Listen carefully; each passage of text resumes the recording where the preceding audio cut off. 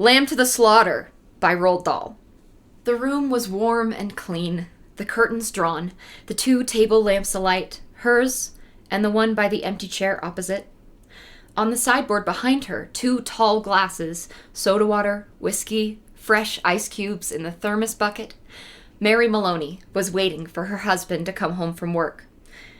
Now and again she would glance up at the clock, but without anxiety, merely to please herself with the thought that each minute gone by made it nearer the time that he would come. There was a slow, smiling air about her, and about everything she did. The drop of the head as she bent over her sewing was curiously tranquil. Her skin, for this was her 6th month with child, had acquired a wonderful translucent quality. The mouth was soft, and the eyes, with their new placid look, seemed larger, darker than before. When the clock said 10 minutes to 5, she began to listen, and a few moments later, punctually as always, she heard the tires on the gravel outside, and the car door slamming, the footsteps passing the window, the key turning in the lock. She laid aside her sewing, stood up, and went forward to kiss him as he came in. "Hello, darling," she said. "Hello," he answered. She took his coat and hung it in the closet. Then she walked over and made the drinks, a strongish one for him, a weak one for herself, and soon she was back again in her chair with the sewing, and he in the other, opposite, holding the tall glass with both hands, rocking it so the ice cubes tinkled against the side.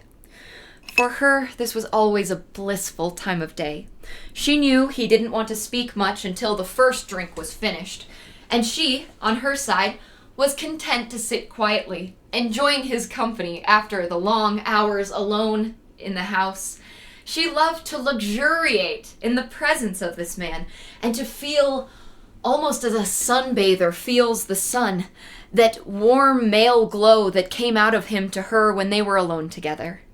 She loved him for the way he sat loosely in a chair, for the way he came in a door, or moved slowly across the room with long strides.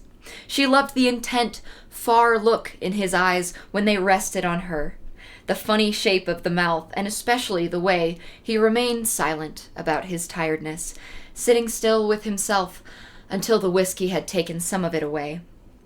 "Tired, darling?" "Yes," he said. "I'm tired." And as he spoke, he did an unusual thing. He lifted his glass and drained it in one swallow, although there was still half of it, at least half of it, left. She wasn't really watching him, but she knew what he had done, because she heard the ice cubes falling back against the bottom of the empty glass when he lowered his arm.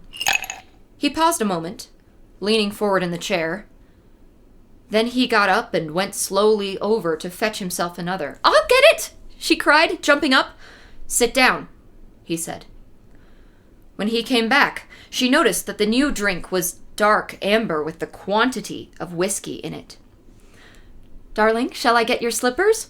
"No." She watched him as he began to sip the dark yellow drink. She could see the little oily swirls in the liquid because it was so strong. "I think it's a shame," she said, "that when a policeman gets to be as senior as you, they keep him walking about on his feet all day long." He didn't answer, so she bent her head again and went on with her sewing. But each time he lifted the drink to his lips, she heard the ice cubes clinking against the side of the glass. "Darling," she said, "would you like me to get you some cheese? I haven't made any supper because it's Thursday." "No," he said. "If you're too tired to eat out," she went on, "it's still not too late. There's plenty of meat and stuff in the freezer, and you can have it right here and not even move out of the chair." Her eyes waited on him for an answer, a smile, a little nod, but he made no sign. "Anyway," she went on, "I'll get you some cheese and crackers first." "I don't want it," he said. She moved uneasily in her chair, the large eyes still watching his face. "But you must have supper. I can easily do it here. I'd like to do it.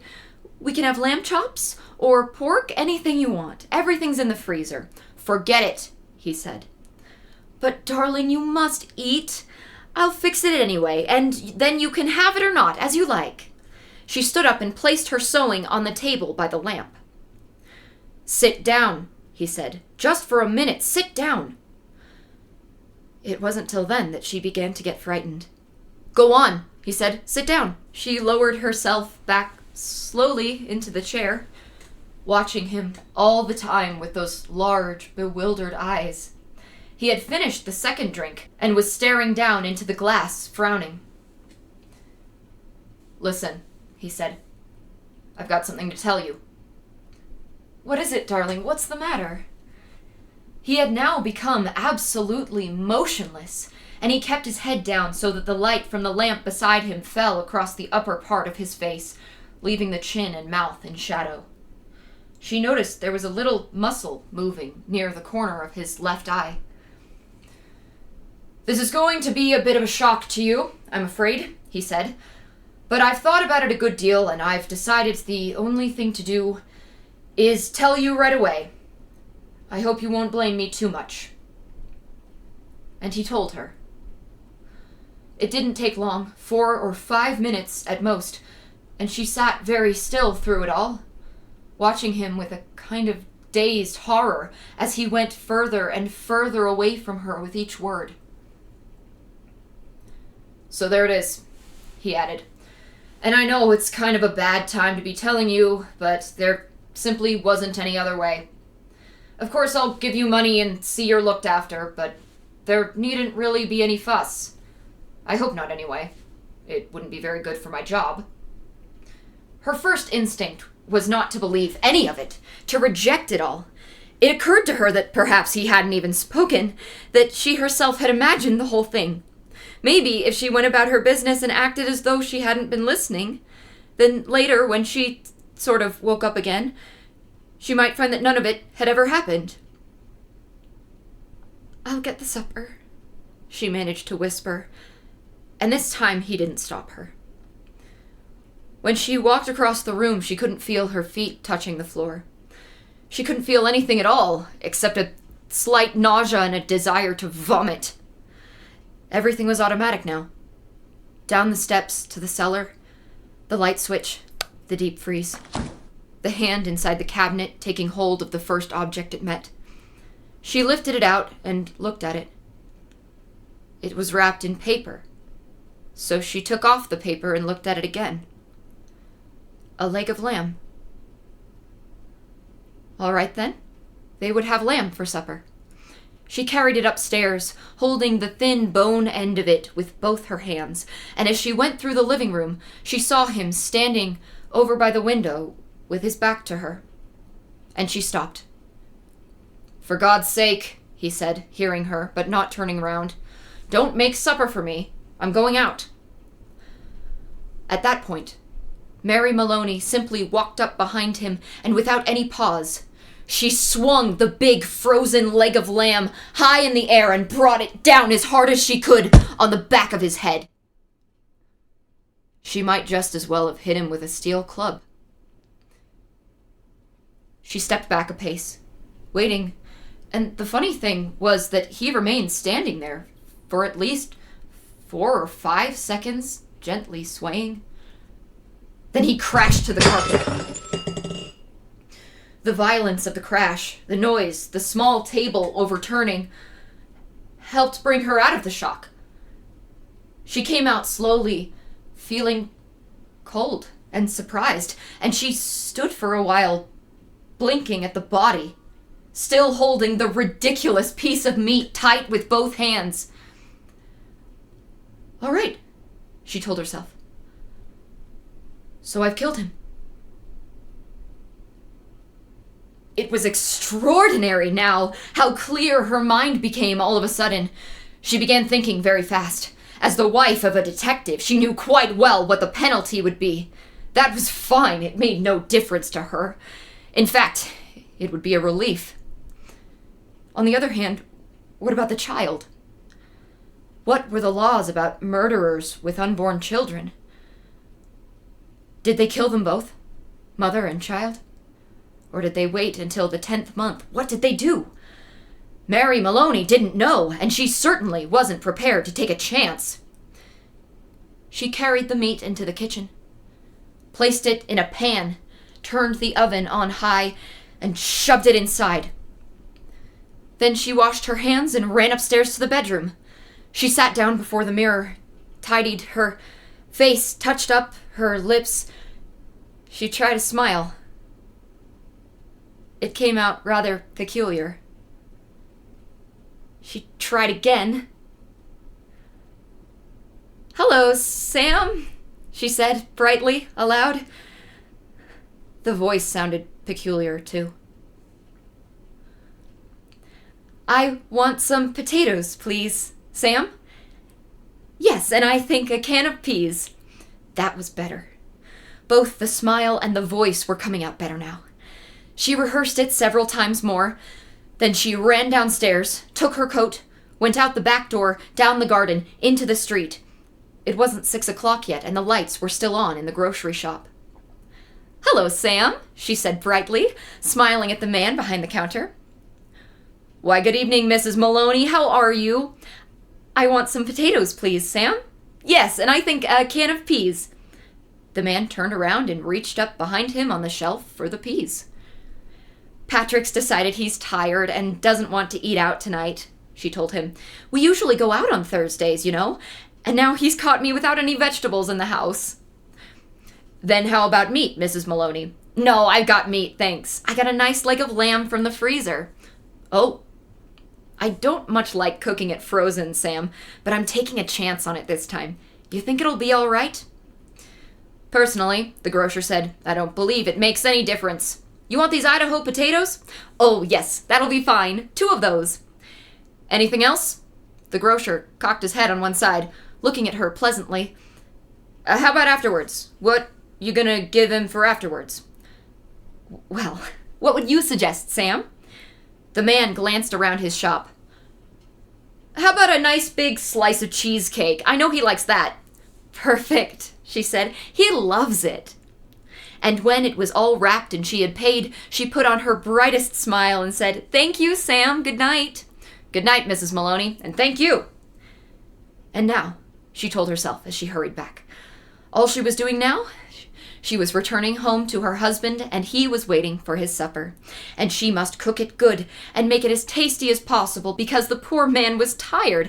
And if, when she entered the house, she happened to find anything unusual or tragic or terrible, then naturally it would be a shock, and she'd become frantic with grief and horror.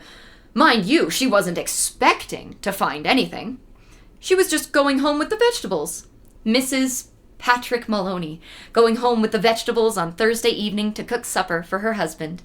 That's the way, she told herself. Do everything right and natural. Keep things absolutely natural, and there'll be no need for any acting at all.